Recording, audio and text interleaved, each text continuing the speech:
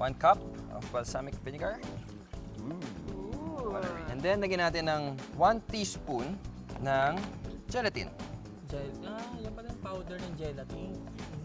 Tapos, hintayin natin siya mag-boil. Kailangan din natin ng olive oil na nilagay na natin sa freezer for 20 minutes. Nandiyan na siya. Yan, medyo kumukulo na siya. Nandiyan na siguro to. Mag-ingat at siguraduhin nyo, may kasama kayong mas nakatatanda sa inyo na may experience sa cooking. Next, gagamitin natin itong syringe natin. Okay. Mag-extract tayo ng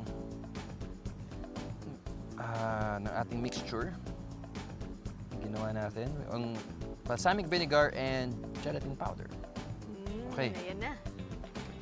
Ngayon, dahan-dahan natin siyang patutuluin dito sa pinalamig na olive oil.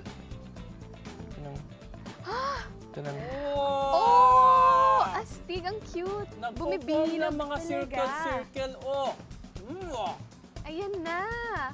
Kaya, galing oh. Iba-iba pa yung mga size nila, oh. May mga particles na nabubuo. Katuwa. Ganun pala yun. Ngayon, i-strain natin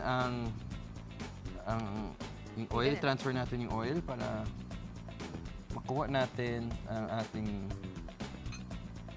Bilog-bilog. bilog-bilog na balsamic vinegar. Ating dressing para sa ating salad. Wow! Ang galing ah! Cute siya, Ang di ba? cute naman. Okay. Para na siyang itlog ng undin. Yun pala yun. Okay, ngayon, Natakot linisin natin ako siya dito sa tubig. Okay. Wow! Wala yung mga ano,